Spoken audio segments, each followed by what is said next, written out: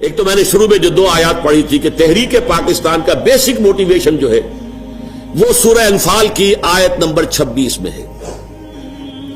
وَاذْكُرُوا، یاد کرو، اذ انتم قلیل، جب تم کم تھے تعداد میں، اقلیت تھے، مستضعفون فی الارض، تمہیں سپریس کر دیا گیا تھا، دبے ہوئے تھے.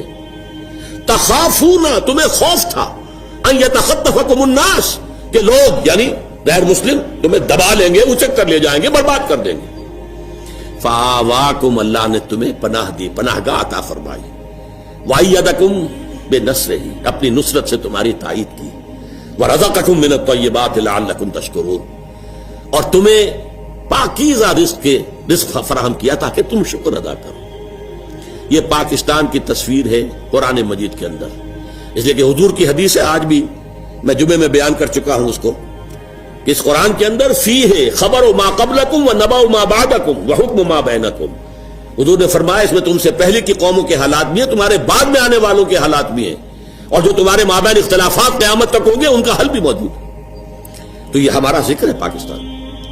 دیکھیے، میرے ایک فکر کا جو پہلو میں آپ کے سامنے رکھنا چاہتا ہوں، میرے نزدیک یہ یقینی ہے، حتمی ہے، شدنی ہے، اٹل ہے، قیامت سے قبل پوری دنیا میں نظام خلافت قائم ہوگا، اللہ کے دین کا غلبہ ہوگا.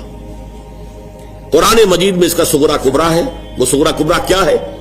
کہ حضور کو بھیجا گیا غلبہ دین کے لیے، 3 دفعہ فرمایا هو الذی ارسل رسولہ بالہدی ودین الحق لیظہرہ علی الدین کلہ، اور 5 دفعہ فرمایا کہ ہم نے اے نبی آپ کو بھیجا پوری نوع انسانی کے لیے، وما ارسلناک الا کافۃ للناس بشیرا ونذیرا.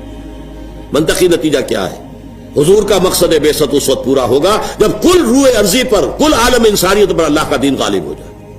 کیسے ہو سکتا ہے کہ دنیا ختم ہو جائے اس کے بغیر، حضور کے مقصد بعثت کی تکمیل کے بغیر؟ جو اقبال نے کہا تھا کہ وقت فرصت ہے، کہاں کام ابھی باقی ہے، نور توحید کا اتمام ابھی باقی ہے. اگرچہ ساتھ ہی خبر دی تھی یہ جہاں معمور ہوگا نغمہ توحید سے. اب آئیے دوسری بات، جیسے وہ پہلے شروع ہوا تھا تو ایک ملک سے شروع ہوا اور پھر پھیل گیا دائیں بائیں.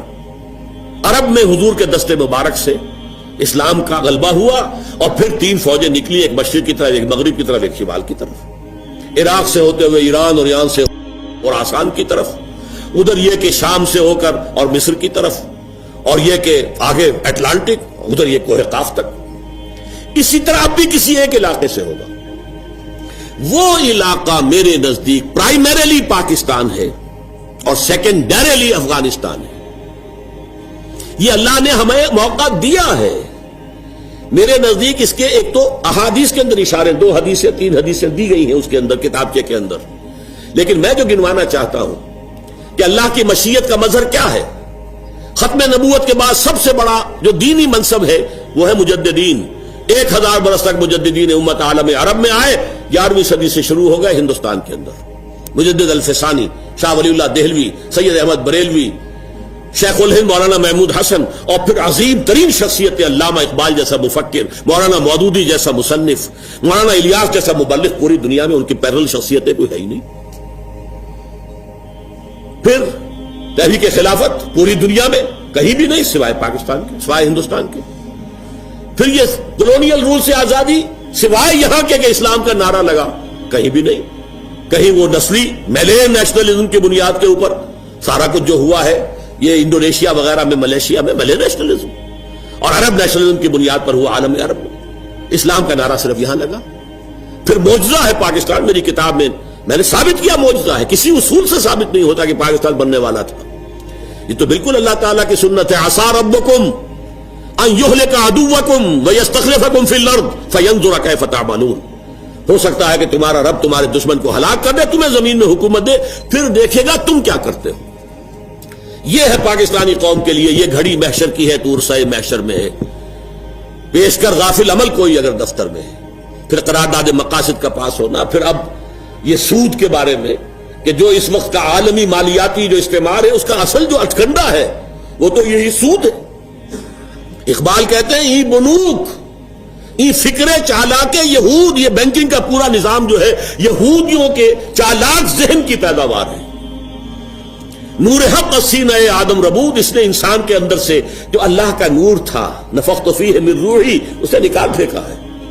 اب یہ درندہ بن گیا ہے، آدمی درندہ بے دندان و چنگ، نور حق السینہ آدم ربود، تا تہو بالا نہ گرددی نظام، دانش و تہذیب و دین سودائے خام۔